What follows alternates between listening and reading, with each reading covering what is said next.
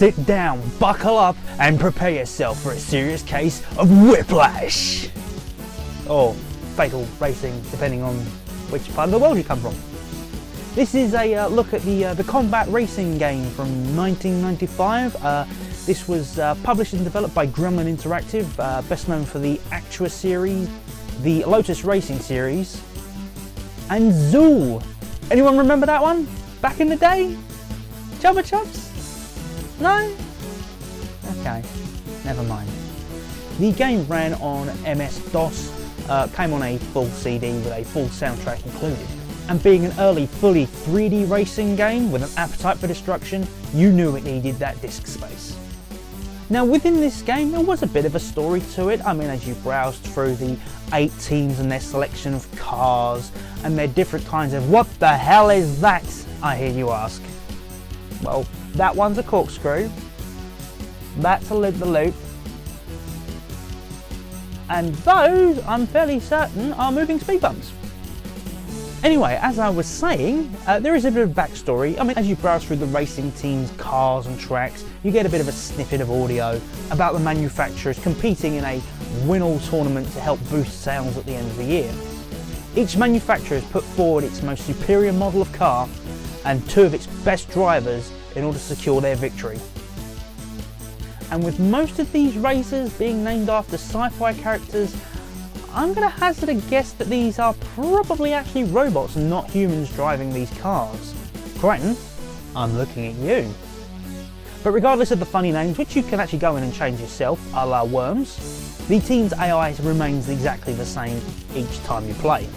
Some teams are purely there to race to the finish, other teams have got more of a destructive side to them, and each team has a set of tactics they like to use, especially if they've got one car up front. Sometimes they like to turn the car lagging behind around and just aim out to destroy everyone behind them. And these tactics aren't limited to just the AI. Using the F keys you can issue commands to your teammates. Whether or not he'll listen to them or not is a completely different matter, but you know, there's the thoughts there. Now, as I mentioned before, the AI will sometimes go on the attack. Now of course, for this to be implemented properly, there needs to be a damage mechanic of some kind, and Fatal Racing's is not technologically advanced. There is a meter that will eventually fill up slowly but surely as you take damage, whether that be from other racers or from hitting the jumps and smashing into the side walls. As this happens, the cars begin to smoke before flames start emerging from the hood of the car. At this point, best thing to do would be to find the pits. Pull in, turn the engine off, let the guys work at it and slowly chip away at that meter. Unfortunately, while you're sitting in the pits, you can get hit by other cars and boom! Yeah, what? Oh.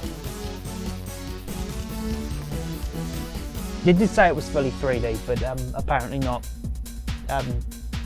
Ignore that. So yeah, now we've got the AI and the racing participants covered. Let's take a step back and look at those nutso tracks that we had a quick look at earlier. And well, unfortunately they look a bit less than appealing. Oh, they're very innovative, don't get me wrong. There's a challenge at every turn, and I mean literally every turn is a challenge, but the loop-the-loops, the corkscrew twisters, the whole track layout is, you know, borderline genius for its time. In full 3D, these dynamic tracks prevent any of the laps from becoming boring. There's always something going to happen at every turn, especially when you've got 20 odd other cars barreling down at you from behind. You can go ahead and test these out in single races, but the championship mode is where it's at. Play through the 8 manufacturers' own brand tracks all the way to championship glory. Start a second season if you're lucky enough to win that last season, and you'll get a whole new set of 8 different tracks. Much the same sort of styling, but with plenty of variation to keep you interested. And hey, if you can complete that season, you get a whole new set of bonus tracks that are absolutely insane. I'm driving upside down in this one. This track loops around and you drive upside freaking down. What other game can you do that in? Seriously. So yeah, this game is awesome and I absolutely adore it, right? Well, no. The cars themselves, although they're bright and they're distinctive and you can really tell who you're going for, are pretty blocky, pretty square, nothing amazing, you know. The smoke and the flames look a bit hokey, and less said about the GIF quality explosions the better. And the tracks themselves, they just don't look anywhere near as good as they should do. There's no anti-aliasing going on, the low-res textures are awful, and it's just so easy to get lost, even like in a 2-meter square section of track. It's just, everything looks the same, blurs together. It's a visual mess. As for sound quality, I think the sound effects pass for MS-DOS in 1995. The announcer, some people find annoying. I quite dig it. I was always a big fan of the Destruction Derby announcer, so that's kind of swayed me a bit there. As for the music soundtrack, the MIDI soundtrack's a bit annoying, but the full CD quality audio tracks are, you know, they're forgettable synth pop, but they're enjoyable for what they are. Just nothing to write home about. And then you come to the gameplay. Yeah, you've got too many cars on the screen and too much happening, and the game absolutely tanks.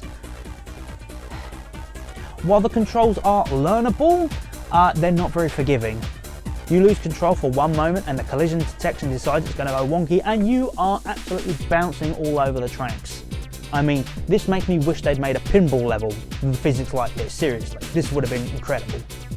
But as it stands, it's frustrating.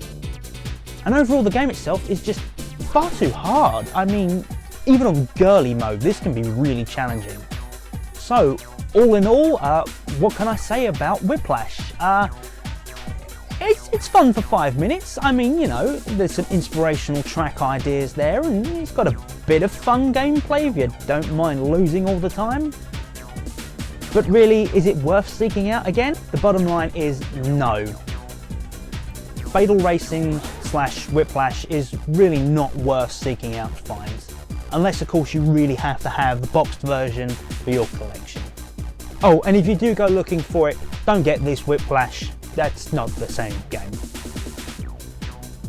I've been Tim's T.S.E.T. This has been Crash T.S.E.T.